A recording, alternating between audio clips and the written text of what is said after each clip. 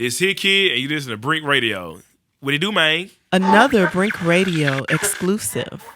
What's happening, everybody? Of course, it's your host, Brink On, coming straight out of them South Memphis slums, and you are listening to Brink Radio right here on 96.3 FM, talking about bumping 96.3, because you know Brink put the B in bumping. Look, we got a super tremendous guest in the building tonight. Now, I gotta say this, it's not every day that I dress like the guest, but I had to make it my business. We talking about priority to do this because we got my guy. We talking about Hitkidd for president. We talking about what it do, man, himself. Grammy nominated, BET Award nominated Hitkidd. What's happening? What it do, man? Hey, first and foremost, I gotta say thank you for being a guest on Brink Radio. This means a lot, man. Of course. Like I say, I don't do this for everybody. You know what I'm saying? I had to put on the Hitkidd drip. I actually had that jacket. You got the jacket? I got the whole fit. I remember I had it 2017. Yeah. With some Nike Monarchs, some black and red Nike Monarchs. See, this is crazy. I got the vintage Hitkidd drip on right now. You got to be tapped in with the Memphis flavor to be able to do this. Outsiders cannot do this, but we got plenty to talk about. First and foremost, I got to say thank you for being a guest on this show, though. Because this is something that I've been wanting to do for a very long time. I've been following your career for, a minute, man. Like, I actually first got introduced to you tapping in with Duke Deuce. You know what I'm saying? Yeah. So definitely got to shout out to my guy Duke Deuce with the bald head. Yeah, he ain't had no bald head when y'all first started working. Nah, he had a fade, high top fade. Yeah, okay. So let's go ahead and get some background on you, man. How long you been doing your thing? It depends on how you look at it. Okay. I want to say I've been into music since 3. Okay. But where I was able to understand what I was doing and was trying to do it and make music on my own was 14. Okay. Since I was 14. So we talking about age 3. Average 3-year-olds eating glue, maybe eating crayons, but I wasn't doing that. Me and my cousin, he went conscious, but I was able to teach myself how to record. Okay. Because my cousin used to do it, my pops used to, record. We all stayed in the same house. Definitely. All right, so let's talk about, man, coming up. Who were some of the producers that you studied, to go ahead and polish up your craft? Definitely. I mean, I don't really say my dad. That's, that's a given. But depending on what age range. So, you got Juicy J, Southside, Les Luger, definitely Les Luger, because he was the only person that was on YouTube, really. But, DJ Polly, Juicy J for sure, just because what I was growing up listening to. Metro, once he came into the game, he was one of the next guys. He was the next generation after Lex, but was putting their stuff on YouTube. Yeah, definitely DJ Zerk and DJ Squeaky for sure. Oh, man, we definitely got to have them Memphis legends, man. Shout out to Lock 'em in the Trunk himself, DJ Zerk. And, of course, like you did say, Paul and Juicy. Now, let's talk about Juicy J real quick, man, because you've been working with Juicy J like crazy lately. Matter of fact, recently, you guys did a show together in Memphis for Juneteenth, right? Yeah. Let's talk about that. Ago. That was fun. That was, that was cool. So I was able to get a lot of my friends there. A lot of people I work with, everybody show up in the, in one sitting, with no problem, everything went smooth. First, because I be running that joint very militant. I don't like nothing slipping through the cracks. I'd rather you be like, man, Hitkidd, you tripping, versus, man, Hitkidd, you tripping. You let something, something went on. Yeah. But, so I was the first headliner. A lot of other people performed. A lot of other performers. It was crazy. The crowd was big from 3 p.m. to the end of the night. So I was the first headliner, and I had Block Boy, Clay, Migo, all the girls, Gloss, K Carbon, Elise, Slimeroni, Taliba, she opened up for me. Shout out to Taliba. Glockiana, Aleza, Rich Baby. Who else? YP Trap a lot.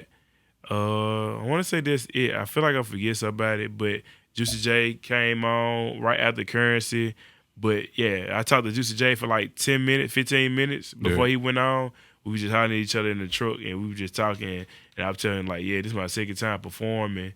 And he was just reiterating about, they need to perform your hits, man. Need to perform. I'm like, man, I don't want to be having the same songs. It's my second time performing. I don't want to be having the same. He was like, man, they hits, though. You know what I'm saying? They always go hit. They the hits. And you know, they were just like something to remember for that show. Just seeing be able to bring everybody, had the pictures taken, and put. Oh, Sandy Cheeks performed too. Yep. Sorry, Yep. Sandy Cheeks performed, and just to be able to bring everybody in one setting and be able to do that.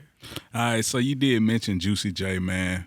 There was a profound statement that was made by him. You know, he pretty much announced that he was going to be opening up a studio here in Memphis for independent artists, and they wouldn't have to pay nothing. Now, did that really happen, or was that just rumors? I don't know. We never talked about that yet. Okay. But, yeah, I found out just like everybody else did. Yeah.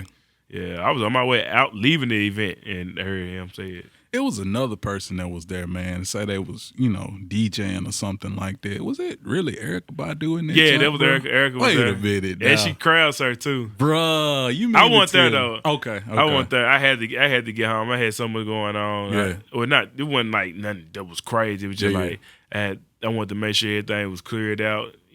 Just I had to go get my kids too. Yeah. So yeah. Erykah Badu though, man. That's legendary. Yeah. In the M. Crowd surfing. Orange Mound. Orange Mound. She in Orange Mound crowd surfing. In the mound. With the grill crowd surfing, DJ, all of that. Hey, definitely shout out to Erykah Badu. And if you ever want to crowd surf in South Memphis, hey, we gonna make that happen. You know what I'm saying? They ain't no pickpockets in South Memphis. Not for Erykah Badu. They might try to grab She ain't had but, I think she made sure she ain't had no pockets, but yeah. Okay. Yeah, they go grab their back pocket, but they not gonna take nothing. But of course, man, I think it's incredible, for to have that showing, because you did mention, the girls, obviously Gloss, man, killing it right now. K Carbon killing it right now. Aleza, Slimeroni killing it right now. I've actually had a couple of them on the show before, and they kind of talk about how they met, but I didn't really get to hear from your side. So they say that they were all doing like a showcase or something like that. Mm-hmm. So let's hear your point of view of it. No, it definitely basically the same thing. They were doing a showcase. I was I was like a guest speaker, and I ended up staying after I had did my thing. Yeah, and they had numerous people to perform. It was guys and girls, and the guys actually won like first and second place, and then after that, I don't know after that or throughout the time they were performing, I would talk to them to the side and would tell them like, hey, look. I'm gonna get y'all in the studio when we leave here and blah blah blah. Get y'all contact, and I talked to Gloss for like 30 minutes on to the side. Yeah, I had been, think Gloss' friend maybe or seen her for a long time, so I just kind of seen her the longest. But I was telling her like what I think what she do is to get her stuff going, because she was always doing freestyle. I'm like, man, you gotta drop a real song. You need to start talking crazy on the internet. I talked to her for a long time before she performed, and she listened. Then I thought about it. I'm like, man, I'm gonna put all the girls there on the showcase in the studio, and we just went from there. So being able to work with 5 different personalities, that sounds like a task. I'm never a person that get overwhelmed a lot. So okay. I was able to, first and foremost, I had to make sure like they was all on the same page as far as like listening, and understand that everybody has to be in fear at times, like especially when there's a whole lot going on. Everyone did this, so it was easy to manage just the whole thing when it comes to like what we go wear for video shoots or what we go do on songs. That actually went pretty smooth. All the girls on the same page. When nobody really scared to tell each other something. So yeah, it made it a whole lot easier. And that's one thing that's incredible. Like, for example, Aleza said that, everybody writes their own stuff, and it's like nobody is afraid to be like, nah, sis, that ain't it. Go back in there, get back in there. I'm gonna be the first one to say something if I don't say nothing. Yeah. She like, I don't. Nah, that joint ain't hard, bro. Yeah. Right? So you got something else? Then she'll try to make you feel better. Yeah. About like her telling you like, nah, you don't sound good. Yeah. And I'm gonna be like, this it? You sure this it? You think this hard? Yeah. But other than that, it's always just trying to make sure everybody get the best out of each other. So is Hitkidd Joe Jackson in the studio? How would you describe you?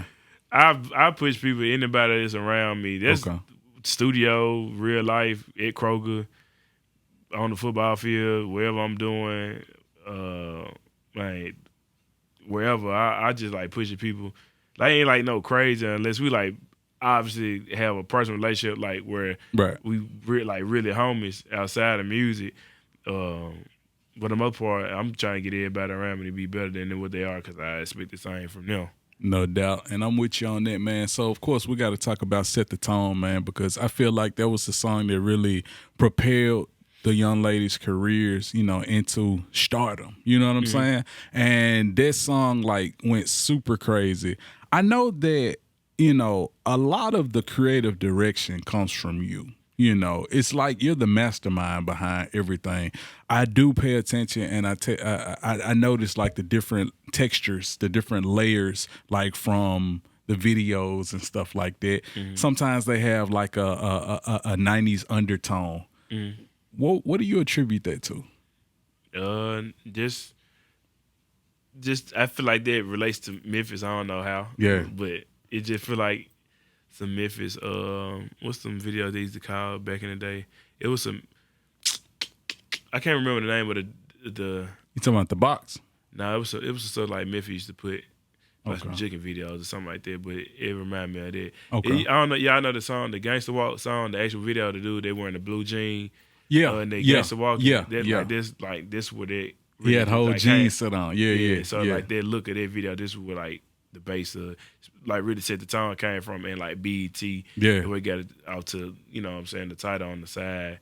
And then what they was wearing just like y'all go wear black because the background white, you know what I'm saying, wear black, they like your personality and go from there.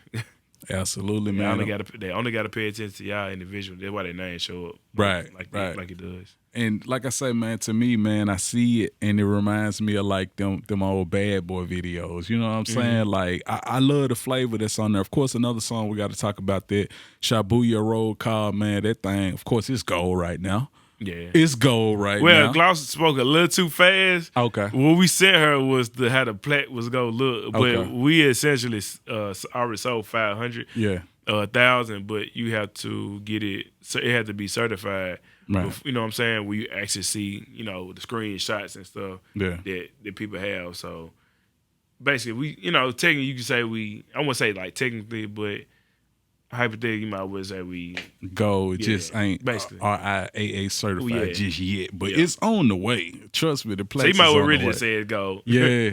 We should go on and say it. So how does it feel to have a gold record like with that group? Because that's incredible, man. Like I say, you got 4 young ladies, put them together. They on one song, Shabooya Roll Call. It goes super viral. People all over this world making challenge videos, and Ludacris even rapping to it, and just so much. I remember it was a teacher. She did, one had the students. She from and Memphis. everything. She from Memphis. You see what I'm saying? Like, how did that feel for that to happen?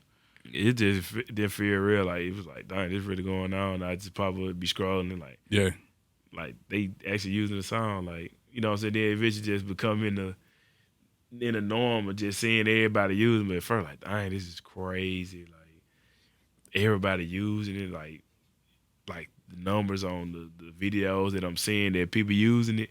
Like, yo, like this is going on. Like I can't believe it's going on. It just didn't feel real at the moment. All right, so of course you did mention another young lady who performed at the Juneteenth event. We're talking about Sandy Cheeks, and you just started working with her. Of course, she got the single out right now. We're talking about Booty Club. That junk going stupid. Talk about it. Nah, it was fun making the song. So that day, I had booked out the whole Track Nation and just had like everybody making songs like in different rooms. And Sandy had the room to herself. That was the only song she did, and she had wrote some stuff.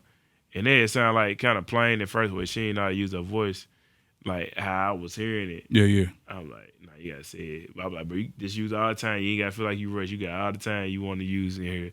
And she had wrote some stuff, and I had looked at it. I'm like, nah, you gotta take this away. Then I had wrote like half the first chorus that you hear. I think I did the chorus. Like she had said something about the Booty Club, but it was like it didn't sound like how the chorus sound. I'm like, nah, you need to simplify this. Let's hit the Booty Club. And I had made her change her bounce to how she said it, and we changed around the lyrics, and she did the rest. But I would make sure she had said certain lines in the pocket that it's you know what I'm saying, it was in their pocket. So yeah, after that I made sure I kept going back to the studio and tighten up the song. Like the beginning was totally different. I had went back and fixed it up. I always be going back to the studio and like getting songs like mixed, a little bit better, or change some stuff around.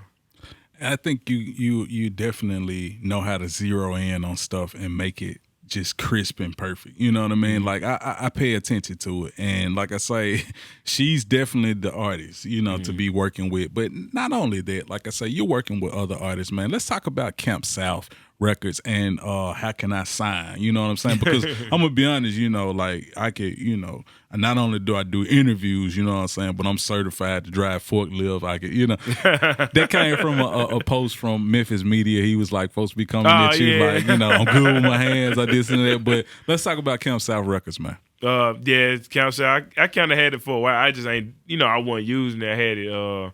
LLC and all that, but like, dang, what I'm really doing. Yeah. Until I want to say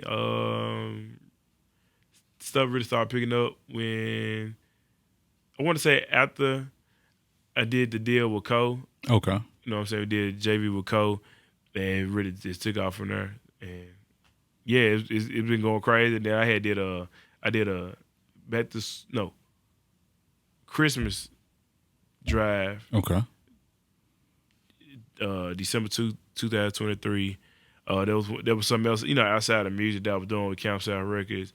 And now I'm, pushing my line, make sure Camp South gets stamped on everything. You know what I'm saying? So Camp South is on FNL. Like, that's on the plaque. Yeah. It's going to be on the Shabooya plaque. And everything I'm putting out go through that. Because, that's me. I'm the executive producer. I'm Camp South. Yeah. And, yeah. I'm just trying to figure it out right now. So, are you looking to sign any artists? Because I know a lot of people. They feel like you probably can help further their career, get them from square one. Wherever they may be. Are you actually looking for artists? I won't say like I'm looking. It's just like, cause I don't want to. I still want to make sure Cole is where he needs to be at, and once I feel like he can not cruise control, but he able to do it on his own. Like where I can kind of venture off and focus a little bit somewhere else, then I, start to do that. Okay, so, when you start signing like interviewers, I'm right here. You know what I'm saying? I'm just trying to, hey, look, we try to turn up. That'd be hard though. Hey, I'm saying like this is what we doing. But of course we gotta talk about other artists who you work with, man. I remember seeing you did production for Megan Thee Stallion's how do you pronounce it? Is it Traumazine? Is that how you pronounce it? I think it's Traumazine. Oh, Traumazine. See, I'm thinking Trauma plus Magazine. My bad. You know what I'm saying? I went to Memphis City Schools. Don't hold that against me. But you did production for Megan Thee Stallion, man. What was that like? It was cool. So most of the stuff on the first project we did something for the hottest. Okay. I had just sent some stuff in. I only had one song on there. Then I was in New York to go see her on Times Square. Like the little thing. Yeah. I had flew my whole family out just to go see it, and I only had one song on there, bro. And I remember I was going to get pizza with my wife, and T. Ferris called me. This something else. He had called me like, "Hey, send me them other two beats. I'm trying to get some more songs on the album, bro." I had told my wife, I'm finna go to the hotel. They trying to add this right now. This is the night before it finna drop. Wow. I had ran out. It would rain. I had pizza. I'm like, man, I'm finna go get two more songs on the album. Yeah. End up sending it through. I'm talking to Mike Dean on the phone. And I'm like, man, this is going on. I got pizza. I just ran in the rain with pizza. Talking to Mike Dean. I'm sweating. I'm on the bed like sent it off, and then it was on there in the morning. It was on the project in the morning. All right, so of course that album actually went gold, right? Yep, it would go. Yep, and that's crazy, man. Like I say, to be able to be so clutch like that. Like for me, that's the era that I feel like we need to be in is clutch, ready at a moment's notice. Whenever somebody call you, boom, I'm on it. Like you say, you running through New York. We know how them streets in New York is. It's crazy. It's a real rat Luckily, race. everything was like back over to on the same side. But, block. I ain't had to go across the street. I did have to go across the street this way, but everything was. I didn't have to go. Nothing like that. I was like, bro, I would have been through booking if that was the case. So, Yeah, that would have been crazy. So my guy literally ran a route. He, you know what I'm saying? Yep. He got the pizza in one hand. He stiff arming folks. He tried to get to the room to go ahead and get the tracks on the album. And of course, they came out. It's been history ever since. So at this stage, man, who would be a handful of artists that you would like to work with that you haven't yet? We're talking about independent, major, anybody. Who would you like to chop it up with? I always say these guys, guys, can it be girls and Sure, men and women saying Sure. guys? Yeah. Definitely Beyonce, Rihanna, Kanye, Drake. Who else? The Weeknd. Man, that's a lot of people. I just know they're just going. I'm just forgetting about them. Yeah. In Memphis, like independent, it kind of go hand in hand. I'd be having to see what's going on, what they got going on. If I dip my hands in there, I don't be trying to cross the wrong paths. Yeah, I had to say them for the moment right now. But really, anybody that's coming up in the M that I feel like I could be help to. Yeah. Sometimes I might get in, even though I did what I did, I might get in and don't make nothing happen. Right. If I feel like I'll be wanting to be calculated with what I'm doing. I don't want to do it just to be like, yeah, I did it. Right. I'm helping you. I'm hold your hand, make you go backwards. I'm trying to make sure you go across the street. Right. Like, it's cool. You might have Hitkidd on there, but it still might not hit as hard as you and your partner. Even though your partner might not have a name, but y'all come up with something that might go further than what me and you know what I'm saying, we come up with. And I'm glad you said that. It kind of reminds me of a video I seen recently. It was a female artist, and she approached T.I., and she was just ready to rap for him. And he was like, nah. I don't like that. I can't tell you how you sound. You know, you sound how you sound. I can't tell Somebody you. did that to me before. Really? Yeah, I was like, nah, bro. He was like, I can freestyle. I was like, I'm not finna make you do that, bro. don't do that, bro. Because, like, after I hear you freestyle, like... Then what? I mean, you better off just not even trying to rap. Just whatever you got going on your socials, it will sell itself. Yeah. And that's the key to it all, man. Like, nobody's going to work harder than you on your project, on your product, because you got to push it, you know. And like T.I. said in that video, you know, it's about the people who you're touching. Those are the folks who are going to put you on, not the major artist or the major producer, you know, because people, they looking for the easy way out, man. They trying to cut them corners. That's why they like if they on that type of time, they gonna be around the same people. They gonna be on that type of time. That's where you really gonna get the crying. And, hey, all right, you can do that as you want to. Get to the easy money. Go to wherever you want to go to, bro. Get all the parties and talk to all the people. Like, everybody just hanging out. Do whatever you want to do. But at the end of the day, if that's your thing, then that's cool. But I don't like not feel like myself at the end of the day. Right. So I'm not doing nothing that's gonna make me go against my morals. It just ain't me, bro. I ain't gonna lie. Hey, that's coming from Hitkidd. Man, we gotta play something. What we gonna play tonight on Brink Radio, man? Throw your signs up. Okay. All right. It's clean, right? Nah. Okay, give us something clean. Booty Club clean now. Okay. Booty Club is clean now. All right, go ahead. We had to make it super squeaky clean. For radio, We can't even say pink. Pink joint. You can't. I don't think pink joint. Yeah, it's crazy. We just said it on the radio, though. But go ahead, introduce that song for the Brink Radio audience, man. Booty Club, Sandy Cheeks, Hitkidd.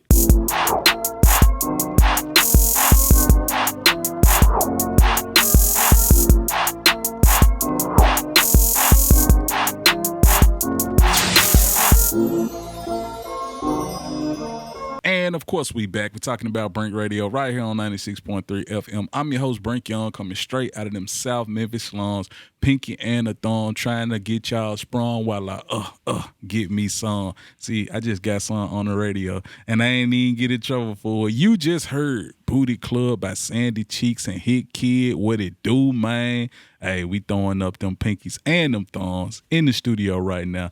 Hitkidd and Sandy Cheeks, y'all going crazy right now. A superstar tandem. Y'all might be the next Shaq and Kobe, you know. So when y'all do what y'all do, when y'all be at the BET Awards, I need to, you know what I'm saying? I need y'all to really put on and throw them M's up because that's how we do.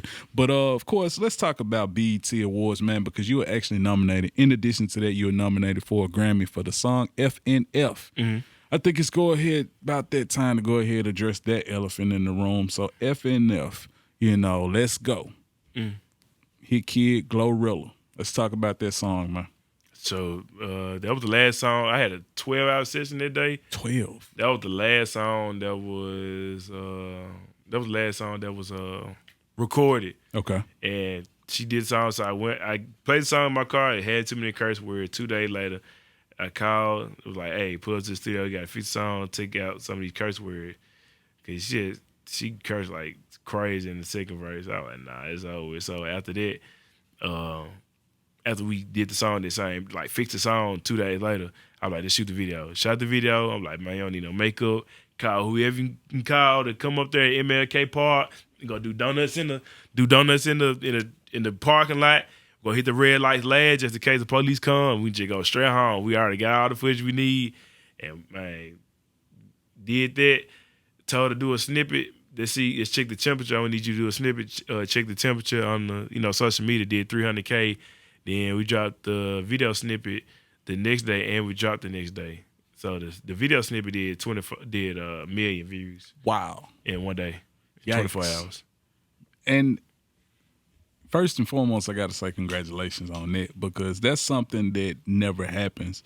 It did create a lot of people who felt like it can just be an overnight thing, but obviously y'all probably been working for way longer than that, right? Yeah, because we had did the EP with the girls already and, of course, Set the Tone was part of it. Yeah.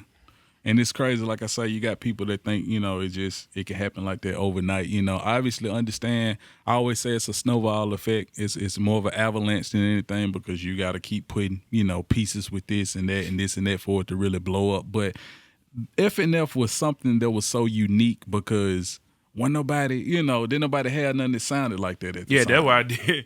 Yeah. That's why I did what I did. I'm like, man, I don't hear nothing, no girls like gangster, nothing. Like, it wasn't like, everything was like sweet and cupcakes. Yeah. Everything was lollipop, but bing, bing, bing, bing. Yeah, everything was too pretty. And the girls she came with it, and I felt like that song actually kind of helped break down the doors for female artists, definitely in Memphis, because as I've talked about with several female artists, obviously we came up, Gangsta Boo, La Chat, those were the queens and still are, in my opinion. And it felt like there was kind of like a gap. Then eventually you had Juicy Fruit. Before Juicy Fruit, I'm gonna throw this name out there. I'm gonna throw this name out there. P. London. That was a name. Yeah, I was about to say P. London. We had P. London. Then eventually you get like the Savages. Obviously Juicy Fruit. And then, like I say, there's just it commercially. We didn't really see the large success until Glorilla, and then obviously Gloss Up, and then Aleza, Slimeroni, K Carbon. But I feel like that song FNF really broke those doors down, opened those floodgates up, and now we see female rap is more prominent in Memphis. That was a goal. Yeah, that's how I could call it. I'm like, man, we ain't got nobody after M that's really just. It took off like for the women, especially like the type of sound I was trying to do. Yeah. And that's why I said the showcase. That's what made me try to put them together. I wasn't think about FNF, but it was just like would set the tone. That was like the thing, and so they set the tone ironically. And yeah, it broke down a lot of barriers, I think. Man, and like I say, Grammy nominated. Yeah. And it's crazy to me because I remember I did my homework to see because I was looking to see if there were any other Grammy-nominated rappers out of Memphis. I couldn't find none because everybody was like, "No, 3 6, they got the Oscar." I said, "That's an Oscar. That's not a Grammy." Yeah. He's going through the Google search in his head right now, ladies and gentlemen. Hey, y'all did that. It's cool. We talking about history. Man. So definitely, like I say, my hat goes off to you on that. Actually, my hat has went off about 3 times in this interview. Yeah, y'all know. Yeah, I noticed. Like I say, I'm doing this for my guy. I know. Man. I'm trying not to lay off. This is all for Hitkidd. Like I say, man, because you are truly a personality. I see it in everything that you do. Like, it's just incredible. Like, you are larger than life with what you do. You know, I remember seeing the giant with you and Duke Deuce. You're like, get through. Like, all of that. Like, you are truly a character. You know what I mean? And I think that's what's going to help further you in this business. You're not all serious all the time. You're not all, you know what I'm saying? I think that's dope. But like I said, I don't want to just not talk about it. Like I said, that led to, you know, being Grammy nominated, BET nominated, platinum selling song. Like, what happened with you guys? Because it seemed like things kind of went left. What happened? Really just like it's just a misunderstanding, like how labels and stuff like operate. Yeah. And my thing was to be like, well, my thing like with anybody I work with, I let you know like what could possibly go on with songs and labels. And I was like, hey, if you go and talk to this label, just keep in mind like I own the song, because you know it's a lot of stuff that goes into like knowing that you own the song, and her being like not so cognitive of how stuff operates, and me not being around in certain meetings that she had, you know, it left her vulnerable a little bit. So, you know what I'm saying, you go into the meetings and you think it's something that is not. So like labels telling her like, yeah, this song already sold, and actually that is like it's only did a distribution on the song, so it can help for the album that I was doing with the girls, so it can be able to blow the, you know, whole project up. And for that song at first, and then blow the whole project up, and which it did. So, you know, it's platinum now. But yeah, just a misunderstanding over like how I can go, because I was trying to make sure all the stuff, all the money, anything that came from that song, it was 50-50. Me 50, her 50. Nobody else touching their money but me and her. Did nobody else make the beat? Did nobody else write the lyrics? It's just me and her. But when she signed and not knowing, it's really like a loophole. Like, you know, you really signed something that you really ain't understand. I just needed her to let me know that she did sign, so now we on the same page, so we can work on this together. And, you know, I found out later, but I didn't want no label or nothing trying to, like, step on me. I wasn't going. I ain't going for none of that. Yeah. It can be me against anybody. I don't care about none of that. And I wasn't going for that, but I just needed for her to be aware. But I don't really think she was trying to be too much aware, because it was so much going on at one time. So I really can't fault her for that, especially like how fast everything was going. Yeah. Excuse me, but other than that, I've seen her everywhere. Yeah. I've seen her at different shows. You know, I don't be, you know what I'm saying, I don't be thinking about nothing else. I just want for the best, and that's how we end up not seeing out of that, because I was trying to make sure she got everything that she was supposed to get. Are you guys at least cordial at this point, or I don't really think I'm cool. Ain't no telling how she is. 'Cause I see her, but we don't really just converse. I see everybody, you know, that work on her team, and everybody be speak. We always speak. I see her dad all the time. Man, I see everybody, but you know what I'm saying. Like, we in the same vicinity. I'm not that type of, you know what I'm saying. I'm not that type of nigga. Yeah. I always speak like. I don't care what's going on. It almost sounds like you basically tried to bet on yourself. Like, you got, like, we're betting on us without a label. Yeah. Come on, bro. We can make the same amount of money. We can make the same amount of money without giving it to nobody. Right. And like, I need you to check. Like, but the way I had did it, it seemed kind of weird because she didn't understand it. So when I got a distribution deal on the song, it's like you got money on the song that I'm rapping on, but actually, if I was a rapper and it was my song and I got you on the feature, then it wouldn't have looked like that. But since I'm not a vocalist on the song, then it look kind of weird that I got a distribution deal on the song. But it ain't no different than I get it's my song, right? I get you on the feature, but you going in the rooms and they trying to get you deals from your feature on my song. Right. That's how they went. Right. And I'm telling you, like, hey, make sure you let me know if anybody they talking about, you know, the song that we did together. in the deal because that's what you got to hit. A lot of them gonna be want to know about this. Some of them be want to know about like any other song outside of the hit. Right. But for the most part, for this situation, that was the case, and I was trying to like let that be known. But you know what I'm saying? Like I said, like it was a whole lot of stuff going on at one time. Like everybody calling, trying to. I mean, hey, come right. here, come here. Yeah. Listen to me here. They would talk ask about the girls too. Come here, let's go over here. Hey, we want you guys to.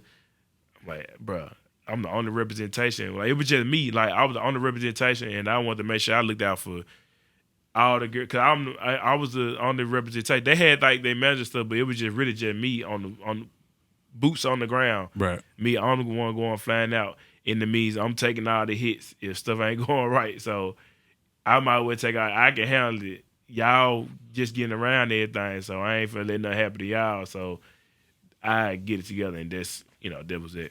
Hey, man, when it come down to it, end of the day, it's a lot of sharks out there, and I don't think Hitkidd is one of them. You know what I'm saying? Like, you just got to I'm trying not to let nobody get bit. I'm getting bit all the time. I can see that, and that's what this platform is about, like just allowing you to come on, tell your story. But, hey, we wrapping up right now. Go ahead, let them know your social media, man, where they can find you. HITKIDD everywhere.